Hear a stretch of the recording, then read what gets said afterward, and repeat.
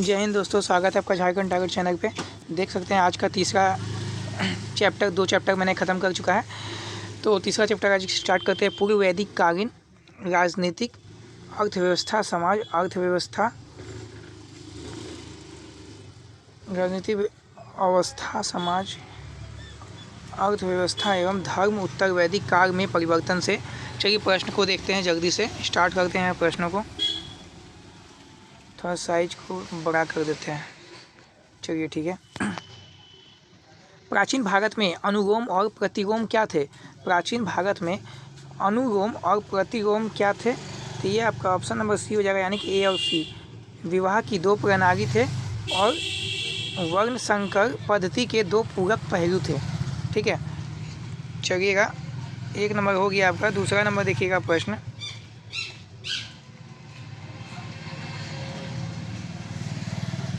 दूसरा नंबर मिगान चीन है, आप यहाँ से देख सकते हैं। ब्रह्म यज्ञ कैसा वेद होता था? वेदों को पढ़ने वाला और पढ़ाना, वेदों को पढ़ना और पढ़ाना। जय बजरंगबली। ब्रह्म यज्ञ वेदों को पढ़ना व पढ़ाना। भूत यज्ञ सभी प्राणियों को आहुति देना। भूत यज्ञ क्या होता था? सभी प्राणियों को आहुति दे दिया, भूत यज्ञ। देव यज्ञ अग्नि को आहुति देना, देव यज्ञ। ये नामों में ही आपका डेफिनेशन भी छिपा हुआ है, व्याख्या पूरा नाम से ही व्याख्या पूरा पता चलता है क्या चीज़ की। अब मनुष्य यज्ञ अतिथियों को सम्मान देना, मनुष्य यज्ञ होता था।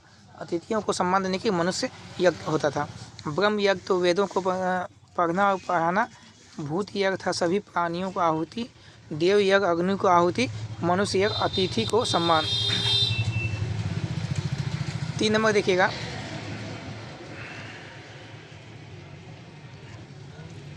तीन नंबर प्रश्न है आपका। प्राचीन भारत में खगोल विज्ञान बताइएगा क्या होता था? खगोल विज्ञान ये भी सीधी चालू हो जाएगा, यानी कि वेदांग के रूप में वैदिक ज्ञान का अंश था।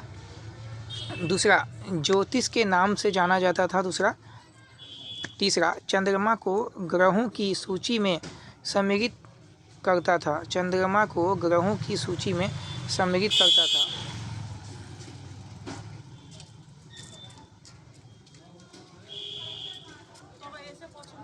चंद्रमा को ग्रहों की सूची में सम्मिलित करता था। और चौथा हो जाएगा वरुण को ग्रहों की सूची में वरुण को ग्रहों की सूची में सम्मिलित नहीं करता था। ठीक है, तो ये आपका चारों हो जाएगा। तो चलिए 2 मिनट।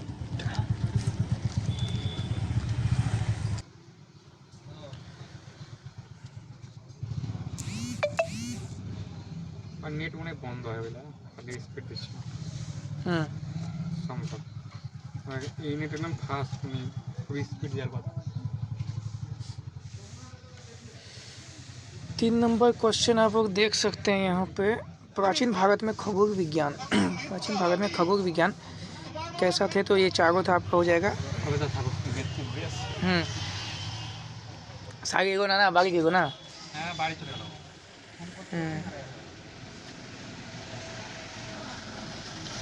5 नंबर देखिएगा प्रश्न। सूनसेप आख्यान जिसमें एक पिता अपने पुत्र को बेचते हुए वर्णित है, प्राप्त होता है कौन सा? ऐतरेय ब्राह्मण में। ठीक है,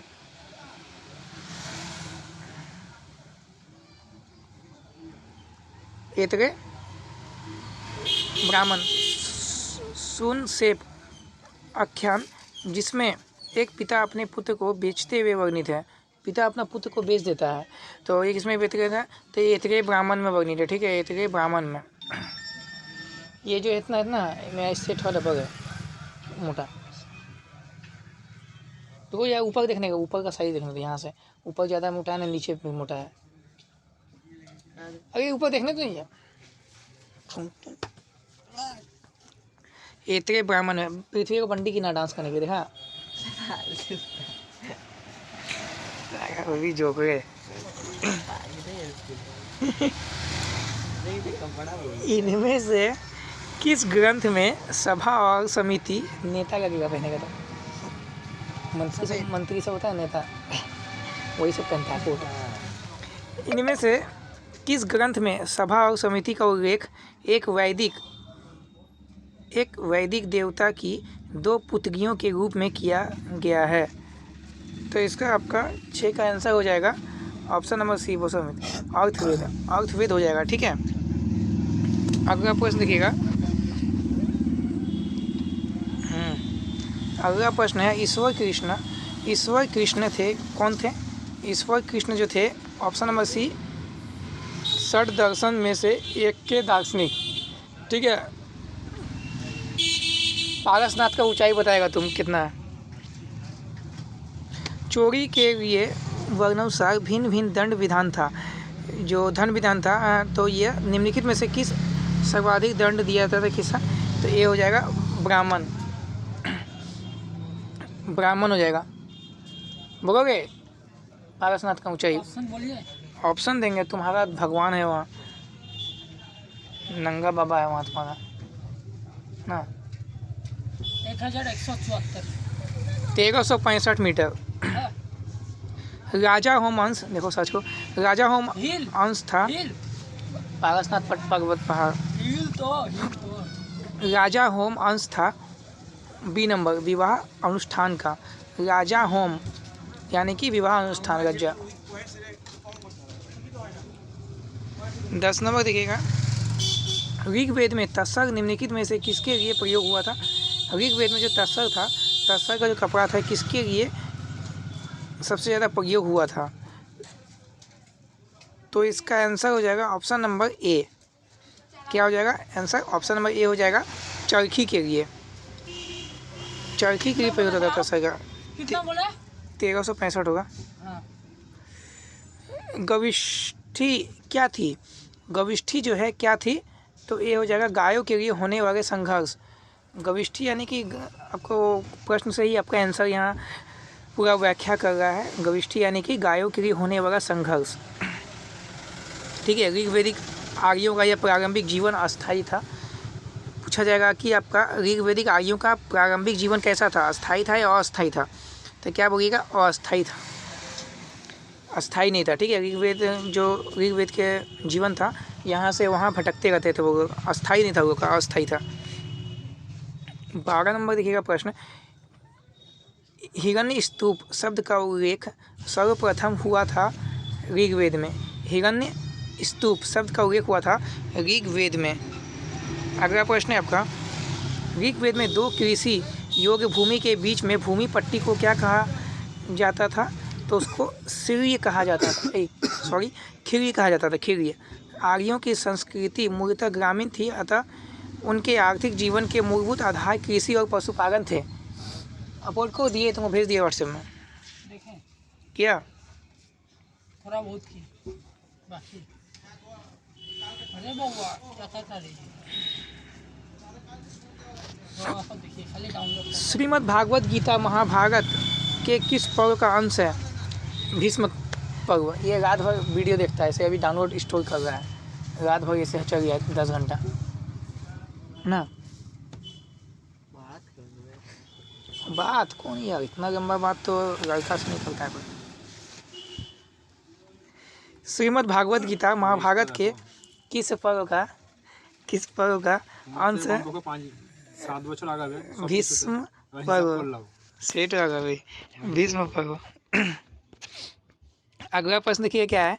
ऋग्वेद में धान्यकृत शब्द का प्रयोग हुआ है।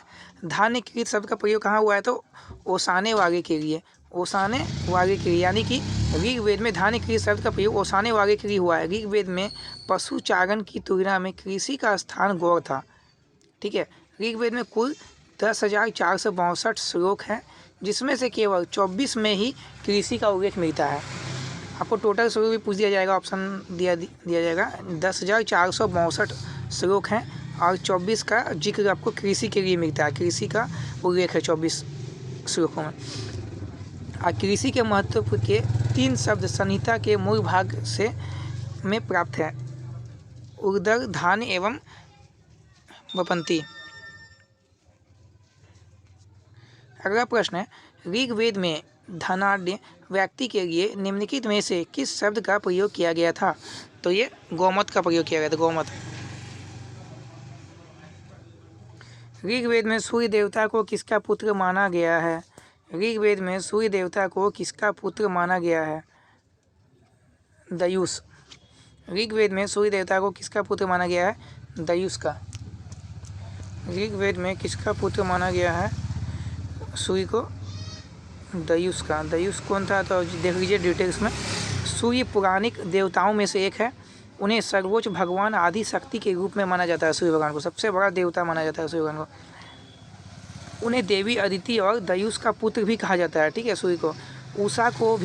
उषा को भोर की देवी माना जाता है।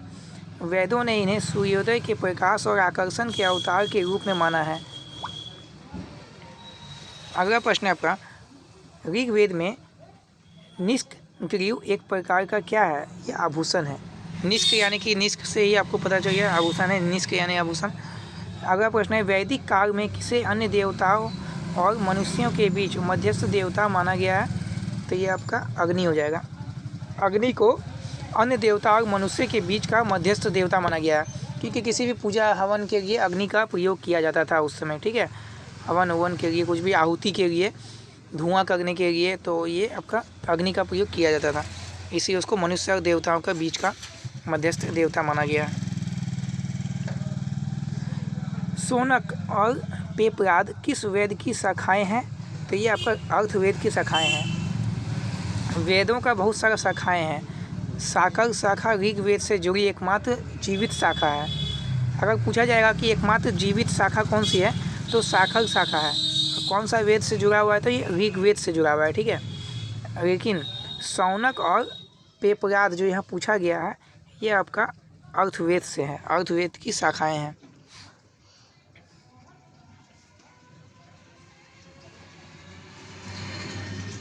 अगला प्रश्न देखिएगा, धर्मशास्त्रों में पति के प्रवास में रहने की स्थिति में स्त्रियों के लिए किस पद यानी कि किस शब्द का प्रयोग किया गया है? तो इसमें किया गया है प्रोषित भर्तिका अथवा प्रोषित पत्रिका। प्रोषित पतिका। अगला प्रश्न है, जनक याग वाक्य कथानक निम्न में से प्राप्त होता है कहाँ से? तो बृहदारण्यक उपनिषद से। 25 नंबर है, वैदिक काल में भटकी हुई गायों को सकुशल घर पहुंचाने वाला देवता किसे माना जाता था?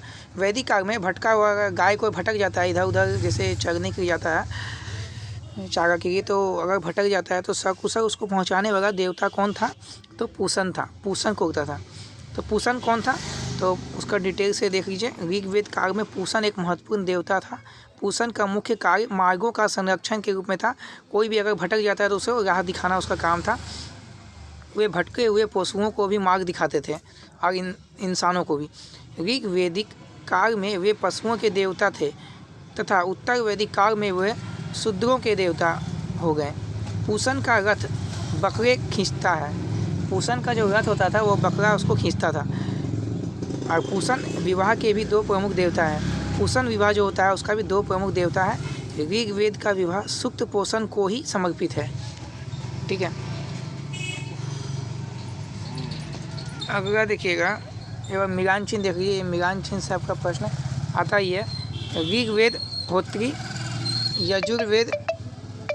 यजुर्वेद हो गया आपका अर्धवर्य, सामवेद हो गया उद्गात्री, अर्थवेद हो गया ब्राह्मण। निम्नलिखित में से कौन से वैदिक देवता का उल्लेख बोगज कोई अभिलेख से मिलता है? तो ये आपका हो जाना चाहिए इंद्र, मित्र, नासती एवं वरुण से आपका मिलता है इसका उल्लेख। ठीक है, अब आपका ऋग्वेद में सरस्वती नदी की किन सहायक नदियों का उल्लेख है?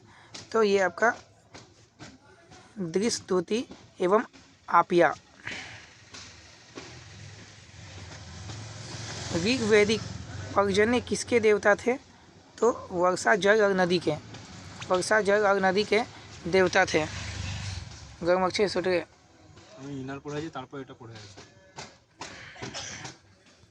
एक पढ़े तो हो गए। निम्नलिखित में से कौन एक ऋग्वेद की जीवित शाखा है? एक थी के बेसी गरम अच्छे हाथे बुने तो आगे मानुष बुनतो সে তো আছে ওটা বেশি গরম। মা বুনতে পারে না। মা বুনে আমার এখানে এখন টাইম সব অনেক আগে উঠে বুনতে। निम्न में से यगो एवं उनके आयोजकों में कौन सुमेलित नहीं है? तो सर्वमेघ एक रात। निम्न में से असत्य कथन चुनें। इनमें से कोई भी सही नहीं है। ऐतरेय ब्राह्मण ऋग्वेद से संबंधित है, तो ये गलत है। कौशिकी ब्राह्मण ऋग्वेद से संबंधित है, तो ये भी गलत है आपका। दोनों ऐतरेय और कौशिकी ब्राह्मण ऋग्वेद से संबंधित है, ये भी गलत है। की सेंट मेरे अच्छे ना एकदम गजब ही गंदा।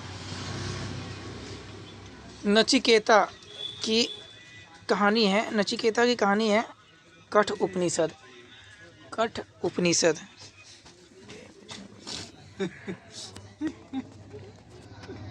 600 से 321 ईस्वी पूर्व में शहरों का विकास उन स्थानों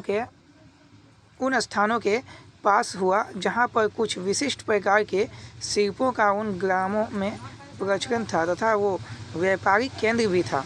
ये आपका हो जाएगा डी नंबर, कुम्हारगिरी, बढ़ईगिरी व वस्त्रों की बुनाई। ठीक है। अगला देखिएगा 35 नंबर, कर्म कांडों के बारे में विस्तृत जानकारी प्राप्त होती है कल्प सूत्रों से। ये आपको पता ही होगा, बहुत ये प्रीवियस ईयर माने कि क्वेश्चन है, PYQs क्वेश्चन है, ये सब आया हुआ है बहुत बार। कर्म कांड के बारे में कल्प सूत्र में हमको मिलता है इसका जानकारी। ठीक है। अगर देखिएगा निम्न में से असत्य कथन चुने। असत्य क्या हो जाएगा? धर्म सूत्र शहरीकरण के पक्षधर थे, ये असत्य हो जाएगा। बाकी सब सत्य है, क्योंकि धर्म सूत्रों के अनुसार राजा कानून का निर्माता नहीं था, ये सही है। धर्म सूत्रों के अनुसार राजा कानून का रक्षक था, यह भी सत्य है। धर्म सूत्र ग्रामीण जीवन के प्रशंसक थे, यह भी सही है आपका। अगला प्रश्न है, इनमें से किस कालखंड में एक महिलाओं के लिए शिक्षा विवाह कला और यहाँ तक कि युद्ध में भी यथेष्ट लाभ देखते हैं? तो बी नंबर हो जाएगा, प्रारंभिक वैदिक काल हो जाएगा। ठीक है, प्रारंभिक वैदिक काल हो जाएगा इसका। वेदों की भाषा क्या है? वेदों की भाषा है संस्कृत। वेद जितना भी लिखा गया है संस्कृत में लिखा गया है। ठीक है, वेदों की प्रमुख भाषा थी संस्कृत। वर्ण संस्कार के अनुसार कितनी जातियां हैं? वर्ण संस्कार के अनुसार कितनी जातियां हैं? तो वर्ण संस्कार के अनुसार 61 जातियां हैं।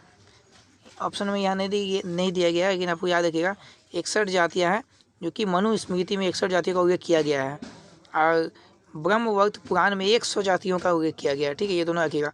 मनुस्मृति पूछा तो 61 जाति और ब्रह्मवर्त पूछा तो 100 जाति। वाह, कितना गरम मकान।